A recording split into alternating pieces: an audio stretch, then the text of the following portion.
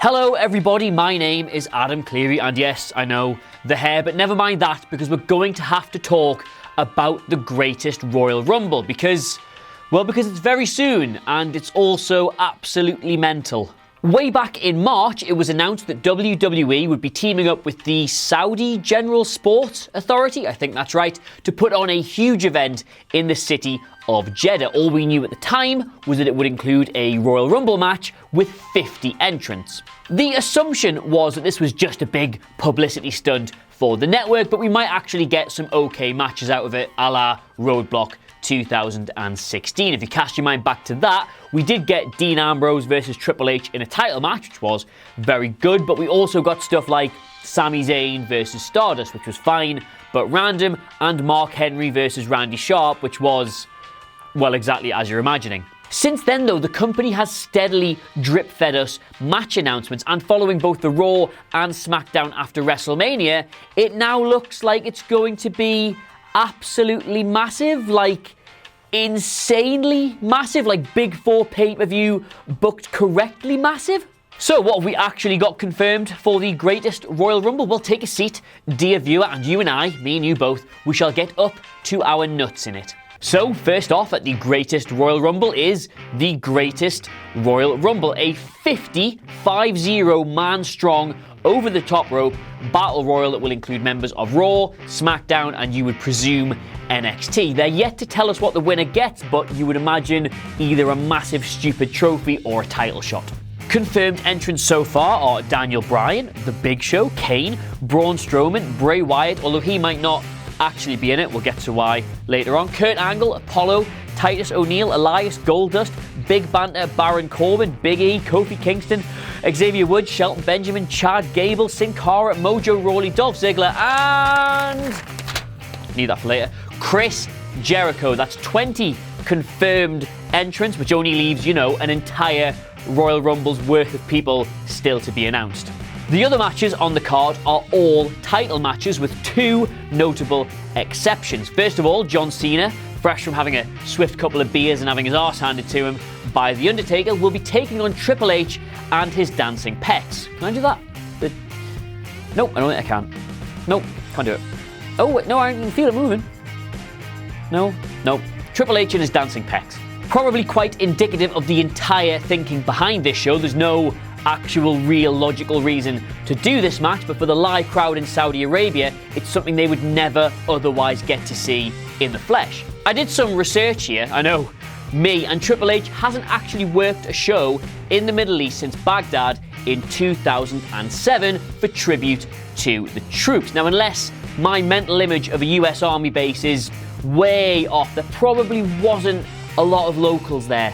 In fact, and I'm only telling you this because I spent ages looking it all up, the last time Triple H did a show in the Middle East that wasn't just in front of a load of American soldiers was 1996, when Ahmed Johnson beat him in the final of the Q8 Cup. So, there you go.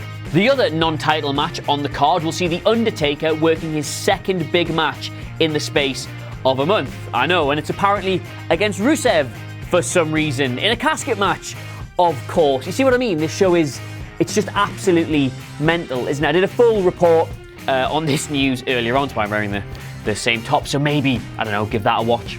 To the championship matches now, and we'll start on SmackDown, where the Bludgeon Brothers will be defending their newly won tag team titles against the Usos after General Manager Paige hastily organised a number one contenders match between them and the New Day in her first day on the job. Your all-new United States champion, Jinder Mahal, will be putting his latest prize on the line against, well, somebody, we don't know who. Randy Orton is the number one contender for Backlash, so they won't do it here, but Jinder will probably retain. A bit of a mess, that one. Likewise, with the WWE Championship, AJ Styles will be defending it. Yes, but as for who that's against, take your pick. It could be someone from SmackDown, it could be someone who moves across from Raw, it could be a special guest. We have absolutely no idea at this stage, but I'll tell you when we do.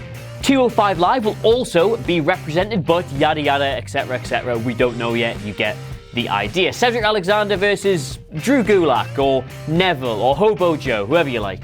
Things are a little clearer on Raw though, as they've announced that the final of the Tag Team Eliminator will be taking place at the Greatest Royal Rumble. The semi-final, I sort of want to call it a semi-final, even though there's only one of them, like the pre-final, final, whatever, is between the Revival and Broken Matt Hardy and Bray Wyatt. That's why he might not be in the Rumble, remember? I said that before. And the winner of that match will be taking on Sheamus and Cesaro. The Intercontinental title, though, is where things start to get really interesting, though, and after all the rumours he was going to be inserted into the triple threat match at Mania, Samoa Joe is now going to be in the rematch between The Miz, Seth Rollins, Finn Balor, and himself. Not just that, though, lads, it's a fucking ladder match!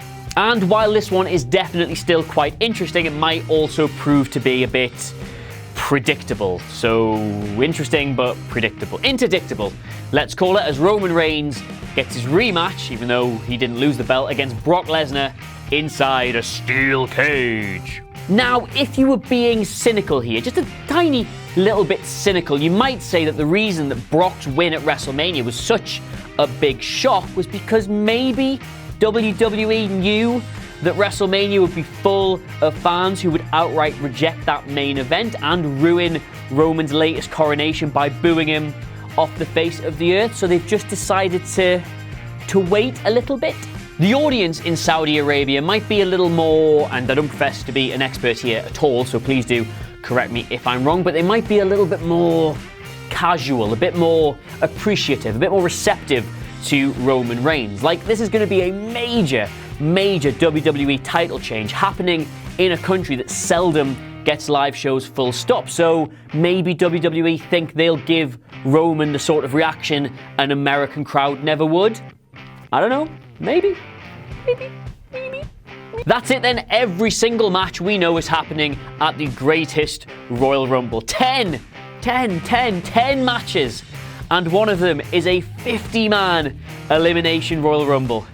F***ing hell. Now you might be sitting there wondering, oh, but what about the women's matches? You've not told us about the women's matches yet. And well, there are none. And if you're wondering why, the simple answer is because it's Saudi Arabia. I might try and unpack that one in far better detail in another video, but for now, let's just leave it at that. Whatever happens though, it is going to be a huge event with huge matches, and of course, the fact that it's on at 5 p.m. UK time on a Friday instead of 1 a.m. on a Sunday is music to these little sleep-deprived post-WrestleMania ears.